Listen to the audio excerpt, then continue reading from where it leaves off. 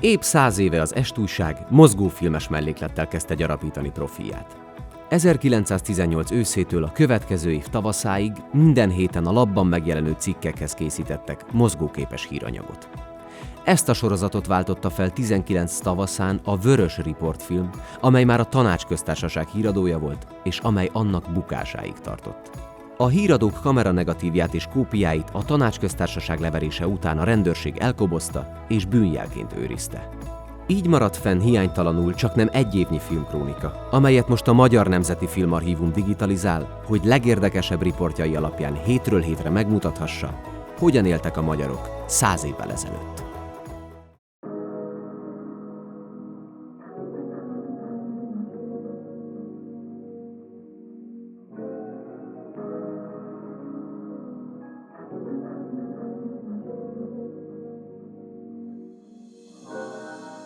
...1919. január 15-én Budapestre érkezett Amerika politikai és katonai bizottsága, hogy a béketárgyalások előkészítése érdekében személyesen tájékozódjon Magyarország politikai, gazdasági és szociális viszonyairól.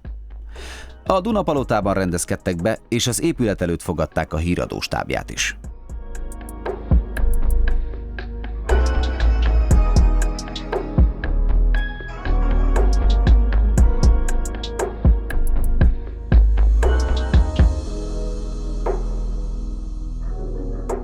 Január 18-án az egyetemisták nem sokkal a Vigadóban megtartott nagygyűlésük után újabb tüntetést szerveztek, ezúttal azzal a céllal, hogy az Amerikai Békebizottságnak adjanak át memorandumot Magyarország jogainak és területi épségének védelmében.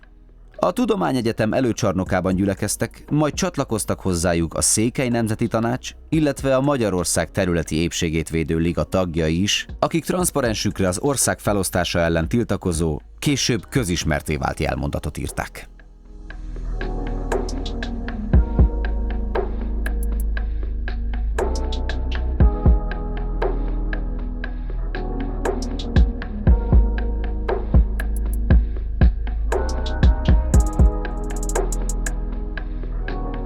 A menet a himnuszt énekelve Wilsont éltetve vonult a Dunapalota elé.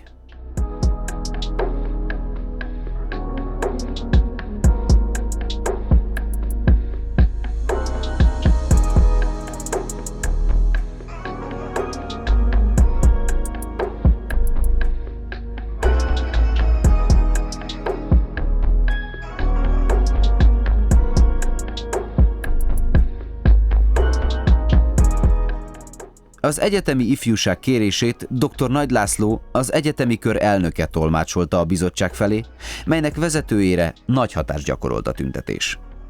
A szálló Dunára néző erkélyén meg is jelent, hogy onnan üdvözölje a diákságot és támogatásáról biztosítsa őket.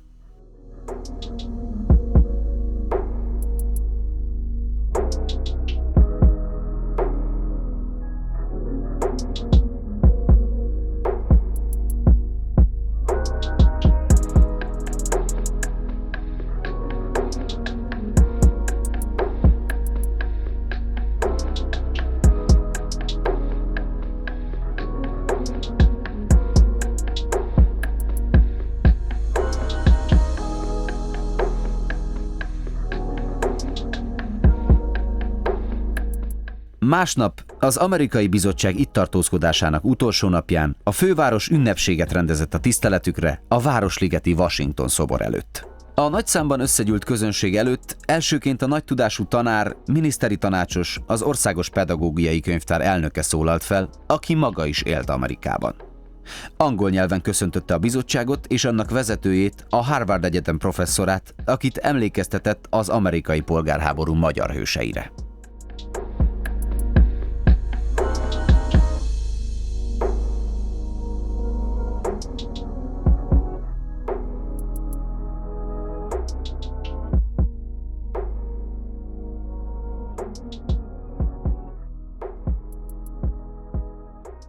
A bizottságban Loren Martin őrnagy feladata volt a Magyar Köztársaság katonai kérdéseinek tanulmányozása.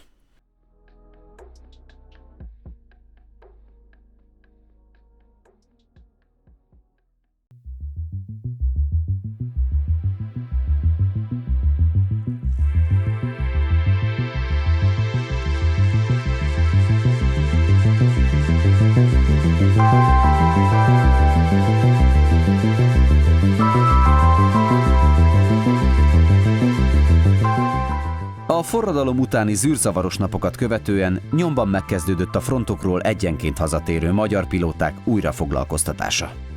Szalai Ernő repülőszázados összegyűjtve a pilótákat és a megfigyelőket megalakította az első magyar repülőposta századot Albertfalván, az első magyar repülőgépgyár telepén. Az alakulat gépállományát az albertfalvai gyár által készített felderítőgépek utolsó, még el nem szállított példányai adták.